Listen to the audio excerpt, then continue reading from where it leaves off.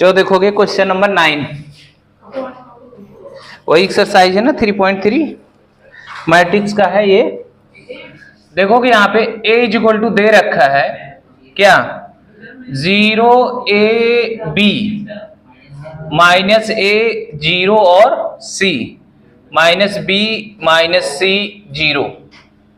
ठीक है, अब ये दिखाना हमको half a plus a dash तथा half a minus a dash, इसको पता करना है ना, निकालना तो आसान है ये। तो फिर पहले a डैश कर लो, a ट्रांसपोज कर लो, 0 a b माइनस a ये 0 c, फिर माइनस b माइनस c 0।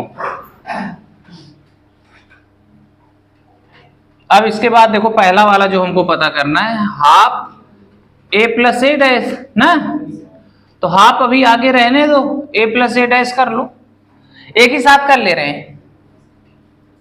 अरे देखो इसका a प्लस a डैश 0, सब 0 ही हमको लग रहा आएगा।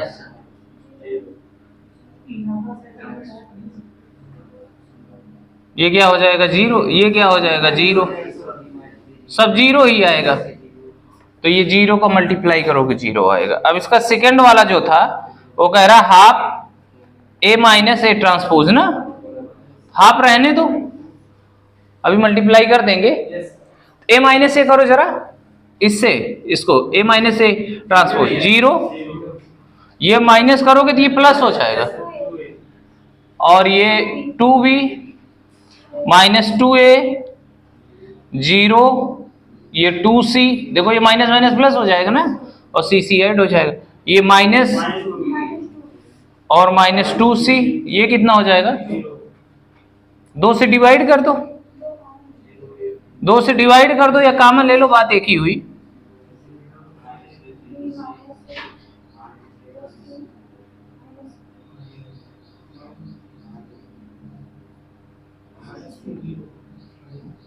ये आ गया हमारा।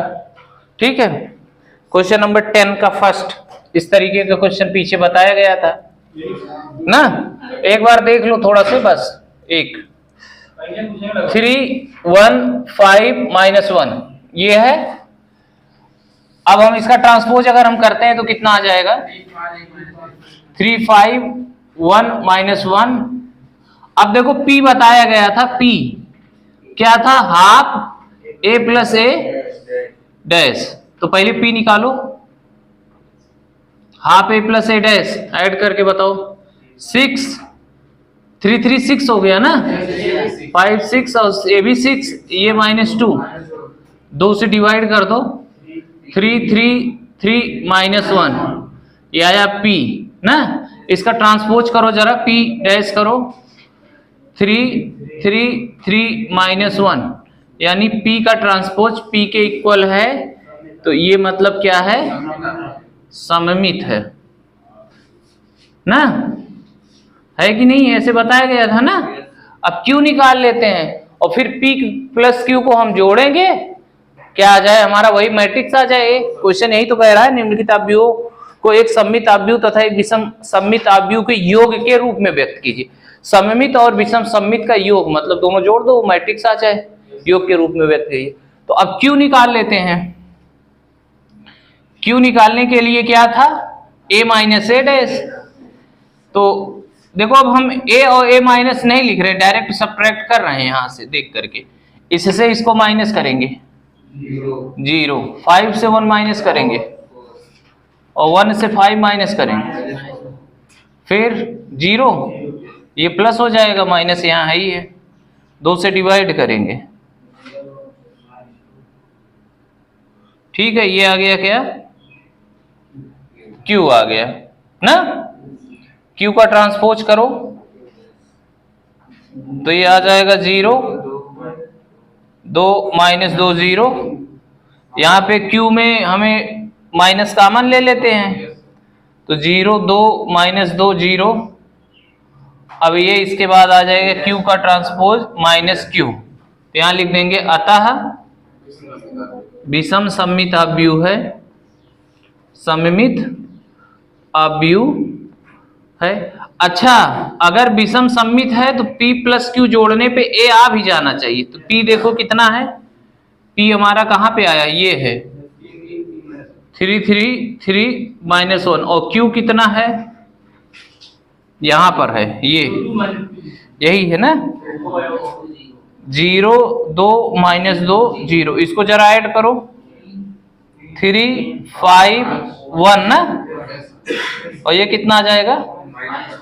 तो ये देखो हमारा क्वेश्चन आ गया कि नहीं आ गया, P प्लस Q सममित और विषम सममित का योग है ना, ये हो गया। तो इस तरीके से ये अभी 10 का फर्स्ट पार्ट था ना। सेकंड थर्ड एंड फोर्थ, ठीक है, खुद से करो, डू यू सेल्फ। नहीं लगा पाओ तो बताओ, एक बताए थे क्वेश्चन।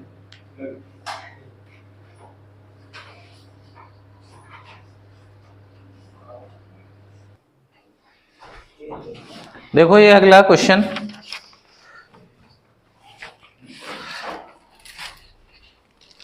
नंबर, अच्छा क्वेश्चन है,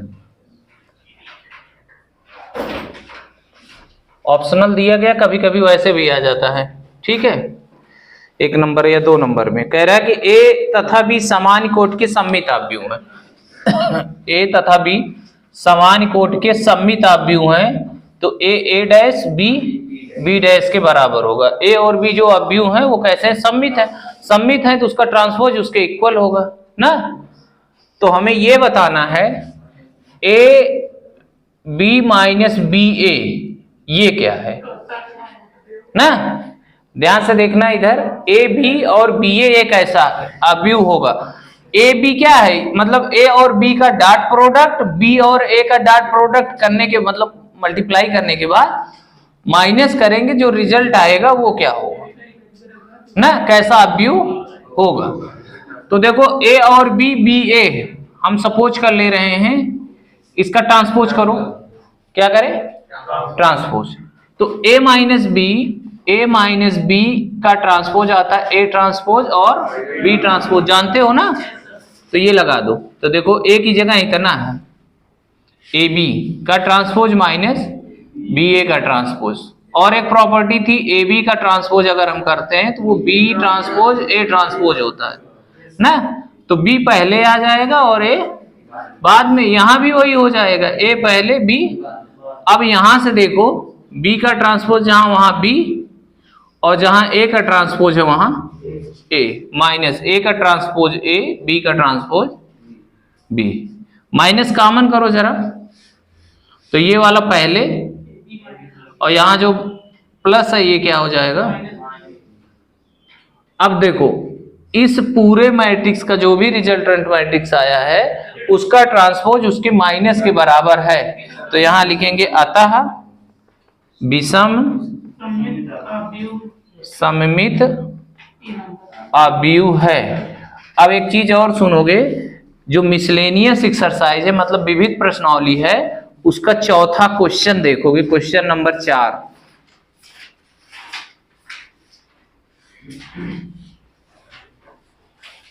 देखे क्या है, यही सेम है, यही क्वेश्चन है ना, तो बस ऐसे ही लगा लेना उसको, विविध प्रश्नावली का। अच्छा एक क्वेश्चन और है 12 वाला। 12 में देखो क्या दे रखा है, ए दिया गया है cos alpha minus sine alpha, sine alpha cos alpha. देखो कह रहा है कि ए प्लस ए ट्रांसपोज ना, ए प्लस ए का ट्रांसपोज, ए ट्रांसपोज, तो ए ट्रांसपोज करो कॉस अल्फा,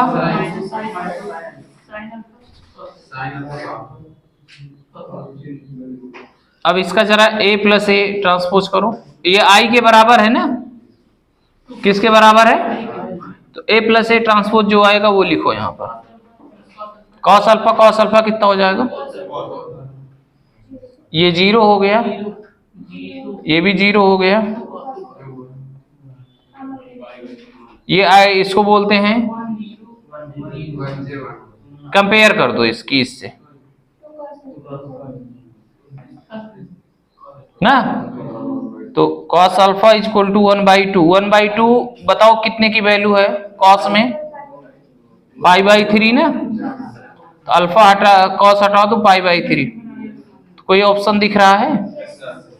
ठीक है, तो ये हो गए दोनों क्वेश्चन। अच्छे क्वेश्चन है, कभी कभी पूछ लिए जाते हैं पेपर में, दोनों इंपॉर्टेंट है। ठीक है मल्टीपल चॉइस वाले लेकिन इंपॉर्टेंट है। अरे तुम लोग के पेपर में जो है 5 क्वेश्चन मल्टीपल चॉइस भी तो आता है, और मैट्रिक्स का कभी कभी उसमें से एक 5 में से रहता है।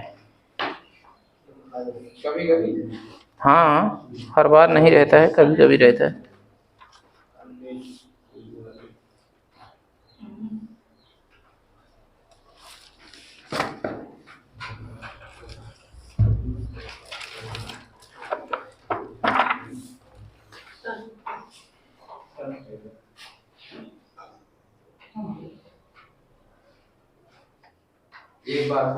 जो देखोगे प्रारंभिक रूपांतरण या आव्यूह की प्रारंभिक संक्रिया, इसी को एलिमेंट्री ऑपरेशन भी बोलते हैं, एलिमेंट्री ऑपरेशन।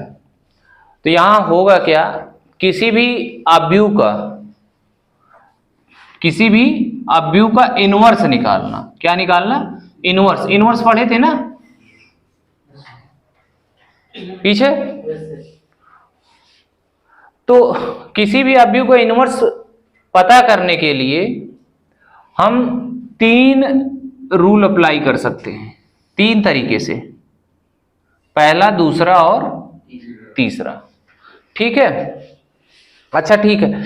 ये इनवर्स मैट्रिक्स से अगर कहेगा प्रारंभिक संक्रिया से, तब तो ये लगेंगे। इनवर्स जो है डिटर्मिनेंट से भी पता किया जा सकता है। अभी वो जब पढ़ोगे सांडिक तो वहां भी तुम लोगों को मिलेगा, तो वहां डिटर्मिनेंट मेथड से भी इनवर्स पता होता है। लेकिन पेपर में कभी कभी आ जाएगा, कहेगा कि एक मैट्रिक्स दिया गया, प्रारंभिक संक्रिया से इसका इनवर्स ज्ञात कीजिए, प्रतिलोम ज्ञात कीजिए। इनवर्स को हिंदी में क्या बोलते हैं? प्रतिलोम। दूसरे चैप्टर में पढ़े थे ना, उसका सिंबल यही है, प्रतिलोम। तो लिखा रहेगा, कोई मैट्रिक्स दिया रहेगा, कहेगा कि इसका प्रतिलोम ज्ञात कीजिए, किससे? प्रारंभिक संक्रिया से। तो हम 3 रूल अप्लाई करेंगे। पहला क्या है, किसी आव्यूह की आयवीय पंक्ति, अच्छा ठीक, चाहे पंक्ति के सापेक्ष लगाएं चाहे स्तंभ के। तो अगर पंक्ति से लगा रहे हैं तो पूरे क्वेश्चन में पंक्ति पंक्ति ही अप्लाई करेंगे, और स्तंभ लगा रहे हैं तो पूरे क्वेश्चन में स्तंभ ही अप्लाई करेंगे। दोनों एक साथ नहीं लगाएंगे, नहीं तो आंसर नहीं ला पाओगे। ठीक है, क्या कह रहा है कि यदि किसी आव्यूह की आयवीय पंक्ति पंक्ति, इसीलिए ब्रैकेट में क्या लिखा हुआ? स्तंभ को जेवी पंक्ति स्तंभ के साथ प्रतिस्थापित करते हैं। कहने का मतलब, जैसे कोई मैट्रिक्स दे रखी है, मान लो 3 4 5 2 3, कुछ भी लिख दो, ये दे रखा है ना। आईवी जेवी इसलिए लिखा गया है कि मतलब पता नहीं कितना है उसमें, है इसमें कितना, 1 2 3 है ना। तो देखो ये पहला R1 है, ये क्या है? R2 है, ये क्या है? R3 है, ये क्या है? C1 है, ये क्या है? C2, ये क्या है? C3 है। तो इसमें जो I J लिखा हुआ है ना, दो, चाहे I की जगह पहला, J की जगह दूसरा। तो देखो हम पहले को दूसरे में चेंज कर सकते हैं, इंटरचेंज कर सकते हैं। मतलब पहली पंक्ति की जगह पे दूसरी और दूसरी की जगह हम पहली लिख सकते हैं। कहने का मतलब चाहे पंक्ति चाहे स्तंभ। तो देखो ये आ जाएगा 3, ये कितना है? 2 3 2, और यहाँ पे आ जाएगा 3 4 5 और 1 1 3। तो ये क्या आया हुआ है, इसको ऐसे लिखना पड़ेगा कि R1 जो है चेंज हुआ है किसमें? R2 में। ठीक है, अगर R1 R2 चेंज की है तो ऐसे लिखा जाएगा। अगर C1 के रिस्पेक्ट में स्तंभ से लगा रहे हैं कॉलम के, तो C1 अगर C2 को चेंज करोगे तो ऐसे लिखा जाएगा C1 C2। तो ये 4 वाली, ये सेकंड वाला कॉलम पहले लिख लिया जाएगा, 4 3 1 3 2 1 5 2 3, ये आ जाएगा A। ठीक है, साइन नहीं बदलेगा, वही रहेगा। तो इसको जो सॉल्व करने पे इनवर्स आएगा वही, दोनों मतलब ये सेम है, कोई चेंज नहीं हुआ। क्या है, एक व्यवस्था ही तो है, एक लाइन इधर उधर कर दे रहे हैं, इसको यहाँ कर दे रहे हैं, इसको यहाँ कर दे रहे हैं, अरेंजमेंट। तो ये हम रूल अप्लाई कर सकते हैं अगर हमको जरूरत पड़ी सॉल्व करते समय, तो पहली पंक्ति को हम दूसरे में परिवर्तित कर सकते हैं, या दूसरे को तीसरे में, या पहले को तीसरे में, कहीं भी लिख सकते हैं। जो लिखेंगे ये लिखते भी चलेंगे साथ में, हाँ हम ये वाला अप्लाई कर रहे हैं। R2 R3 में भी कर सकते हो जरूरत के हिसाब से। अभी तरीका बताया जाएगा कहाँ हम इसको किस जगह कौन सा अप्लाई करना है, वो क्वेश्चन जब लगाने लगोगे तब पता चलेगा। ठीक है, तो ये तो पहला एग्जाम्पल, पहला तरीका हो गया। ठीक है, समझ में आई बात कि पहले को दूसरे की जगह या दूसरे को पहले की जगह हम इंटरचेंज कर सकते हैं, बदल सकते हैं, परिवर्तित कर सकते हैं, चाहे रो को चाहे कॉलम को। और हम क्वेश्चन ज्यादा रो के रिस्पेक्ट में लगाएंगे। ठीक है, कॉलम वाला भी उसे लगेगा, रो वाला भी ना, वही कर रहे हैं। ट्रांसपोज का मतलब क्या हो, परिवर्तित ही तो कर रहे हैं, इधर इधर दो ही तो हो रहा है, मतलब और सब में नहीं करना। अरे तो अभी जब जैसे जरूरत पड़ेगी वैसे लगाएंगे ना, आगे भी जैसे जरूरत पड़ेगी, दो ही की बात नहीं, यही नहीं कर सकते, और भी अप्लाई कर सकते हैं, इसको यहां भी लिख सकते हैं, कोई वो नहीं है मना ही, चाहे जितनी बार जरूरत पड़ी चेंज कर सकते हैं। ठीक है, समझ में आई बात कि नहीं? मतलब कहने का कि हम ये अप्लाई कर सकते हैं यहाँ पे कि इसकी जगह पे इसको, इसकी जगह पे इसको लिख सकते हैं, या इसकी जगह पे इसको, इसकी जगह पे इसको लिख सकते हैं, या पहले वाले को तीसरे की जगह पे, तीसरे वाले को पहले की जगह पे हम लिख सकते हैं, जहां जैसे जरूरत होगी। ठीक है, ये तो पहला हो गया। अब दूसरा वाला क्या कह रहा है? कह रहा है किसी अवयव के किसी पंक्ति या स्तंभ, ठीक है, के सभी अवयव को, पंक्ति स्तंभ इसलिए लिखा गया, चाहे पंक्ति से करो चाहे स्तंभ से करो, इसलिए पंक्ति या स्तंभ दोनों। ठीक है, पंक्ति या स्तंभ के सभी अवयव को अशून्य अदिश राशि से गुण। अशून्य मतलब शून्य ना हो, तो शून्य ना हो तो हम सपोज कर ले रहे हैं क्या, के की वैल्यू कुछ पॉजिटिव निगेटिव अपान कुछ भी हो सकती, जीरो ना हो बस ना, से हम गुणा कर सकते हैं। जैसे मान लो कोई मैट्रिक्स दे रखी है A B C D E F G H I। अब किसी भी अशून्य राशि से, अशून्य राशि सपोज कर रहे हैं के है, क्वेश्चन लगाते समय अभी हमको पता चलेगा के का मान कितना लेना, 2 लेना है, 1/2 लेना है, 1/2 कि 3 लेना है कि 4 लेना है। जब अभी सॉल्व करेंगे तो अपने आप वो पता चलेगा कि हमें किस चीज की जरूरत है। ठीक है, तब ये अगर हम इसको बदलते हैं, R1 को चेंज करते हैं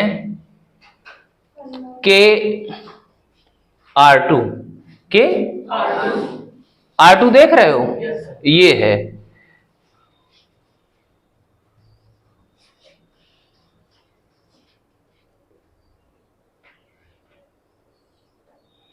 अच्छा, सेम वही रहेगा, R1 के R1, जैसे जरूरत पड़ी उसी मल्टीप्लाई। अगले वाले में नहीं, अगले वाले में करके जोड़ा जाएगा, ये थर्ड वाला रूल है। ठीक है, तो ये देखो क्या किया हम इसमें, के से मल्टीप्लाई कर रहे हैं ना, तो ये हो जाएगा के ए, के बी, के C, D E F G H आई।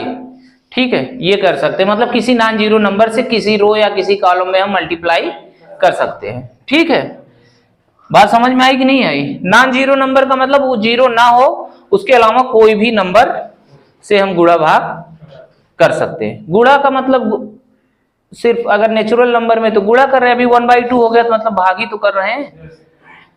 अच्छा, तीसरा वाला क्या है? देखो पहले वाले में क्या था कि हम इंटरचेंज कर सकते हैं, पहले को दूसरे और दूसरे को पहले की जगह लिख सकते हैं। दूसरा क्या है कि हम किसी भी नंबर से किसी रो या कॉलम में मल्टीप्लाई कर सकते हैं, कोई जरूरी नहीं पहले में ही, जरूरत पड़ी तो दूसरे में भी कर सकते हैं, तीसरे में भी कर सकते हैं। मतलब जो भी 3 है, 3 ऑर्डर का है तो 3, 2 ऑर्डर का है तो 2, जो भी रहेगा। ठीक है, मल्टीप्लाई कर सकते हैं। बात दोनों समझ में आई? पहले तरीका क्या है कि हम इंटरचेंज कर सकते हैं, दूसरा क्या है किसी रो या किसी कॉलम में नॉन जीरो नंबर से मल्टीप्लाई कर सकते हैं। अब तीसरा क्या है, सपोज कर लो यही मैट्रिक्स है, कौन सी, ये दे रहे थर्ड नंबर, ये कह रहा है कि किसी अवयव की पंक्ति या स्तंभ के अवयव को के गुना आयवी पंक्ति या स्तंभ के संगत अवयव को जोड़ा या घटाया जा सकता है, जोड़ा जाता है। घटाया भी जा सकता है, यहाँ लिखा नहीं है, जोड़ा या घटाया जा सकता है, दोनों किया जा सकता है। कहने का मतलब देखो ये कौन सी R1 वो है R1 है, ये कौन सा है R2, हम चेंज कर रहे हैं R1, तो देखो R1 चेंज करें R1 प्लस के R2, बात समझ में आई कि नहीं। R1 बदल रहे हैं जो, वो तो लिखा जाएगा, अगले वाले में जिसमें नॉन जीरो नंबर से मल्टीप्लाई कर रहे हैं उसके साथ जोड़ेंगे, और चेंज कौन सा होगा R1 चेंज होगा, जो चेंज होगा वही लिखा जाएगा। जैसे R2 की जगह पे नहीं लिखना है, R1 की जगह पे क्या लिखा जाएगा, क्या लिखा जाएगा, देखो R1 A है, के R2 ये D है, तो इसमें K से गुणा कर दो, A प्लस के डी, यहां आ जाएगा B प्लस के ई ना, C प्लस के एफ, और ये तुम्हारा D E F G H I ऐसे ही रहेगा, इसमें कोई चेंज नहीं होगा। तो ये तीन तरीका है, हम तीनों अप्लाई करके सॉल्व करेंगे।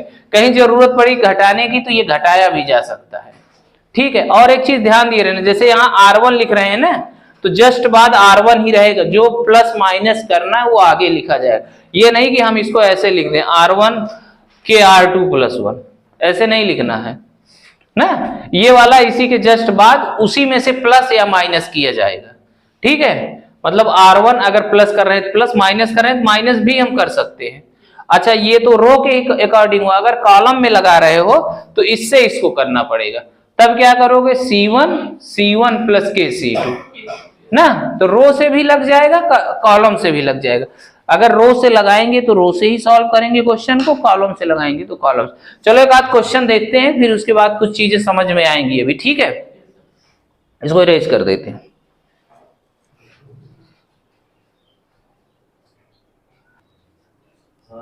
चलो देखोगे क्वेश्चन यहां से आता है, पिछली साल भी पेपर में आया हुआ था क्वेश्चन, एक यहाँ से क्वेश्चन, ठीक है।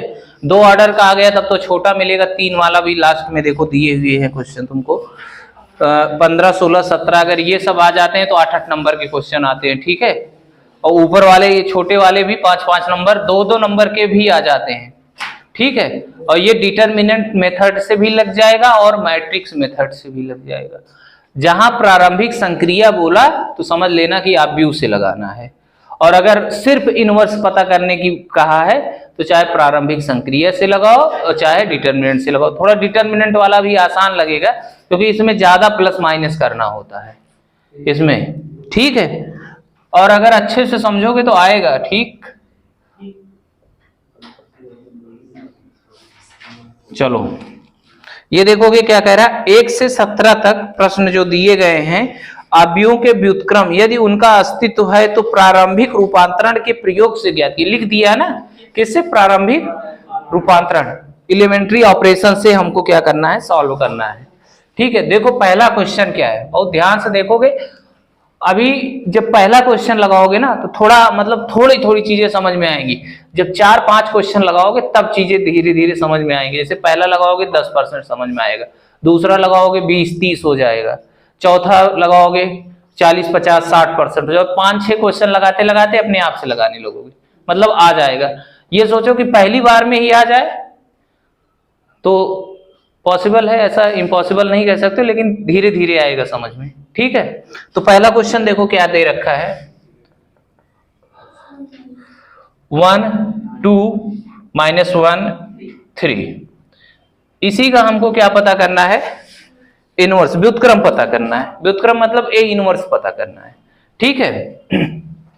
देखो यहां लिखोगे सॉल्व, एक थे तुमको प्रॉपर्टी याद करना पड़ेगा, पीछे दिया भी होगा ये, ठीक है, परमेय करके दिया होगा। देखो ए आई ए के बराबर होता है, ए क्या है, यही मैट्रिक्स है, आई क्या है, आइडेंटिटी मैट्रिक्स।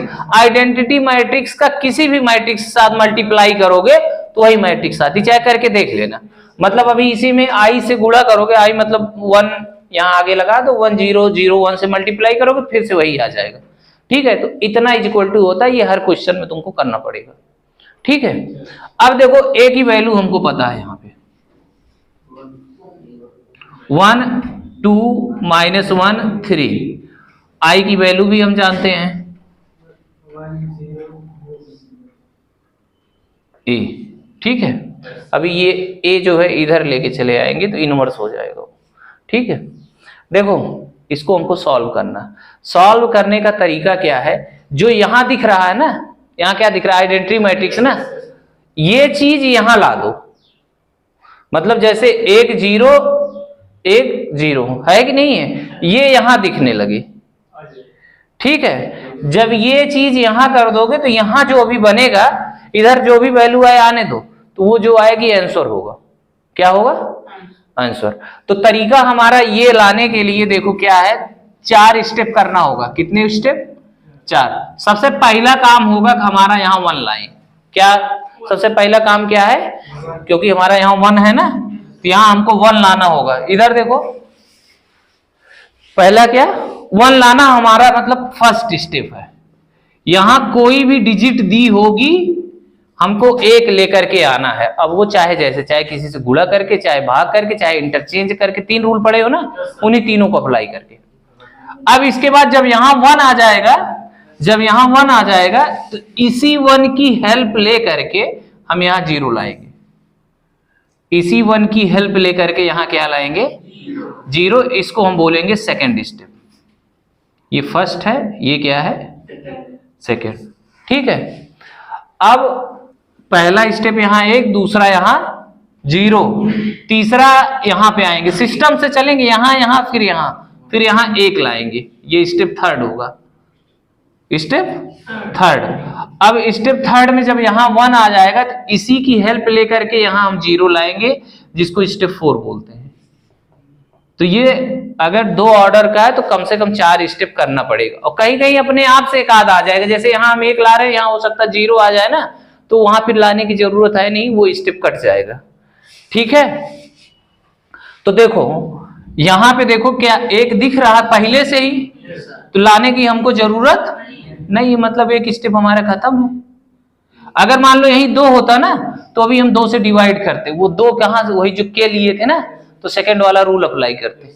लेकिन यहाँ पे क्या है, 1 पहले से दे रखा है, हमने क्या बोला, ये जो यहाँ है यहाँ दिखना चाहिए, ये यहाँ दिखना चाहिए। तो देखो यहाँ 1 है ना, यहाँ भी 1 ही होना चाहिए पहला। 1 देखो है तो कोई चेंज नहीं करना, मतलब पहला स्टेप हमारा कट गया, अब इसको सॉल्व ही नहीं करना।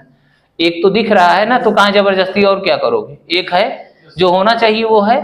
अब इसके बाद देखो क्या करोगे, यहां हमको क्या चाहिए, 0, और 0 जानते हो कैसे आएगा, इसी 1 की हेल्प लेकर के।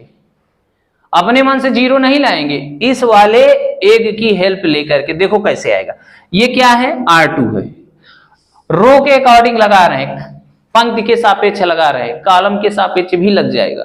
ठीक है, तो देखो ये क्या है, R2 है। क्या है, यहां हमें लिखना पड़ेगा जो काम करेंगे। R2 हम बदलने चल रहे हैं, तो R2 जो यहां लिखे। ठीक है, यहां देखो कितना है, 1 है ना, यहां कितना है, हमें 0 चाहिए, तो इसमें हम 2 से गुणा कर देना और घटा दें। देखो अब, और यहां सब आएगा, उससे हमको नहीं मतलब है। यहां कितना था, 2 था, यहां 1 था, 1 वाले में 2 से गुणा किए, फिर हमने इससे क्या किया, घटा दिए, तो यहां 0 आ जाएगा। नहीं, देखो R2 है। अब हम ऐसे नहीं करेंगे, इसके लिए थोड़ा सा रफ वर्क करेंगे, टाइम टेकिंग क्वेश्चन है। रफ वर्क में क्या होगा, R2 देख रहे हो, ये R2 अब यहां से यहां तक पूरा लिया जाएगा। कितना, 2 3 0 1 पूरा लिया जाएगा। R2 मतलब अब यहां से यहां तक पूरा R2 करेंगे। ठीक है, अब इसके बाद देखो क्या कह रहा है, 2R1, R1 में पहले 2 से गुणा करो, घटाएंगे बाद में। R1 में 2 से गुणा करो, कितना, 2, यहां देखो 2, यहां -2, फिर उसके बाद 2, फिर बीच में यहां किसका साइन लगाए हो, तो यहां माइनस कर दो, ये प्लस हो जाएगा, ये माइनस हो गया कि नहीं हो गया। ऐसे करोगे तो गलत होने के चांस मतलब ना के बराबर रहेंगे, और अगर वही में घटावे लग गया तो गलत हो जाएगा ना। अब देखो ये क्या हो गया, 0, ये कितना आ जाएगा, ये कितना आ जाएगा, -2, ये कितना आएगा, 1, क्योंकि ये माइनस प्लस हो गया था, तो 3 2 5। अब जो आया अब इसको लिखो, कितना आया हुआ है, देखो पहले तो ऊपर में कोई चेंजिंग नहीं, उसको वैसे ही लिखो, लिख दिए ना। अब R2 की जगह पे ये R2 नहीं लिखना है, वो लिखना है। देखो हम अपने मतलब मिशन की तरफ बढ़ रहे हैं, जो हमारा लक्ष्य है।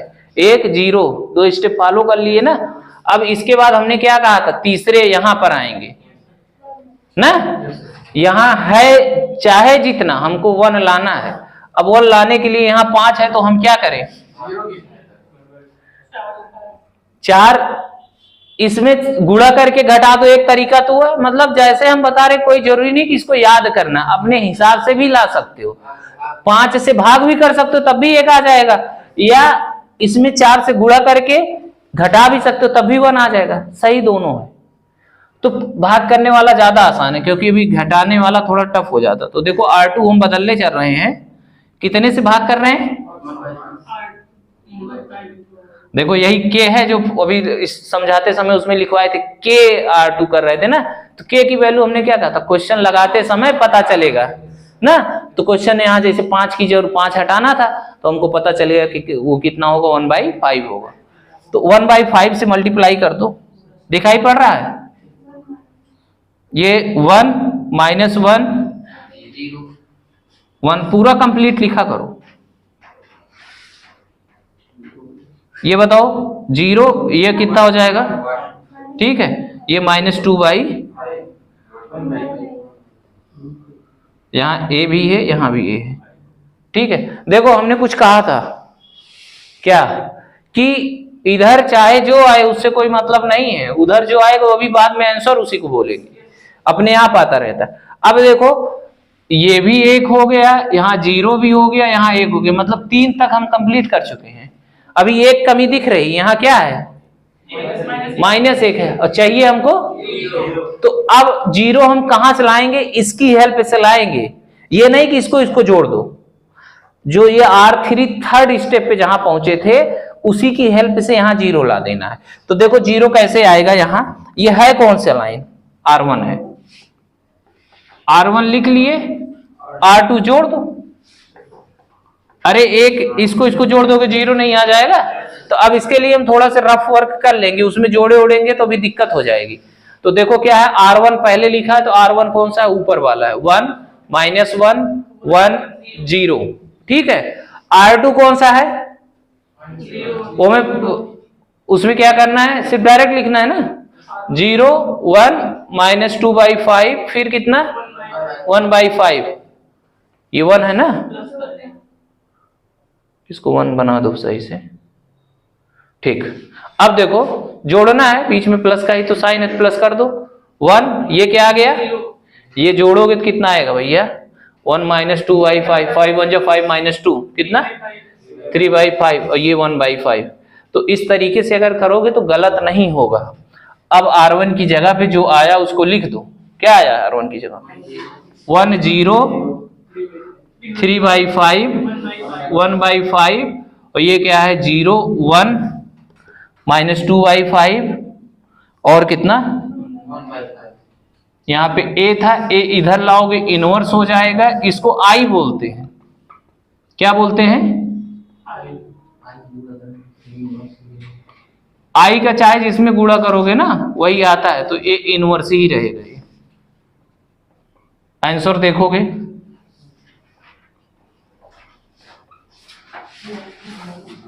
मिला है?